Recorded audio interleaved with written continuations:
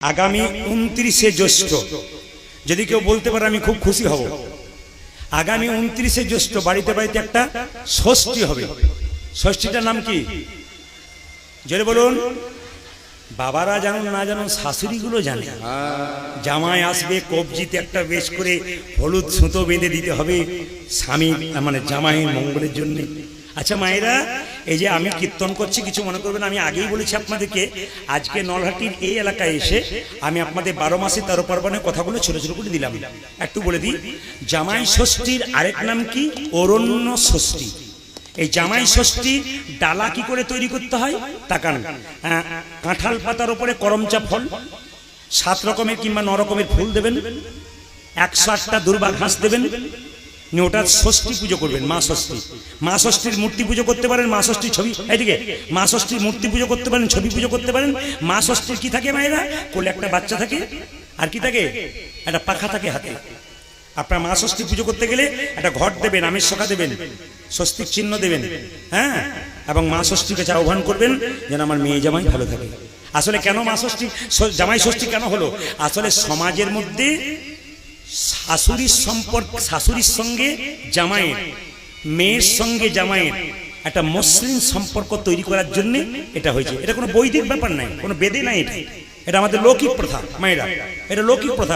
দাদা ভাইরা যাচ্ছেন, এটা লৌকিক প্রথা, এটা বেদে কোনো প্রমাণ নেই।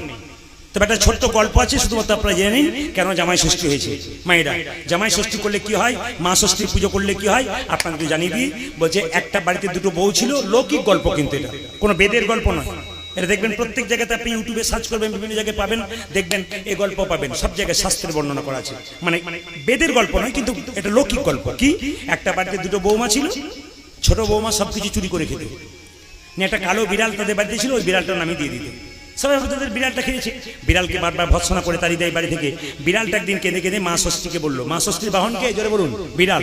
এই জন্য মায়েরা, বিড়ালটা কেঁদে কেঁদে মা ষষ্ঠী বললো, মা আমার ও নিজে খায়, আমার নামে দিয়ে দেয়। বলছে দাঁড়া চুপ কর, ব্যবস্থা করে দিচ্ছি।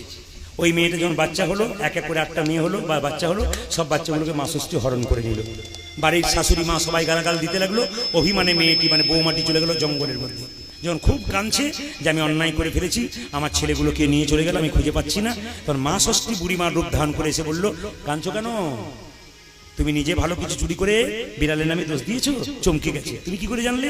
আমি মা ষষ্ঠী, তুমি আমার পুজো করো, আমি তোমার সব সন্তানদের ফিরিয়ে দেবো, সব সন্তানদেরকে ফিরিয়ে দেবো। আসলে মা ষষ্ঠী পুজো করলে কি হয় মা? যদি কারো সন্তান মরে যায়, তার সন্তান জীবিত হয়ে যায়। মা ষষ্ঠীর পুজো করলে কি হয়? শুধু জামাই ষষ্ঠী নয়, জামাইয়ের মঙ্গল হয় তা নয়, নিজের সন্তান সন্ততির মঙ্গল হয়। এই জন্য জামাই ষষ্ঠীর দিনে মা ষষ্ঠীর পুজো করতে হয়। এগুলো আমরা ভুলতে বসেছি, এগুলোকে ভুলবেন না। আমি প্রদীপ পাল বারবার করে বলি, হিন্দু সনাতন ধর্মের যে রীতিগুলো আছে এগুলো একবার নষ্ট করবেন না, এগুলোকে ধরে রাখুন। দেখবেন আমাদের সমাজ কত সুন্দর হবে, আমাদের সংসার কত সুন্দর হবে, আপনাদের আনন্দে জীবন পরিপূর্ণ হয়ে যাবে।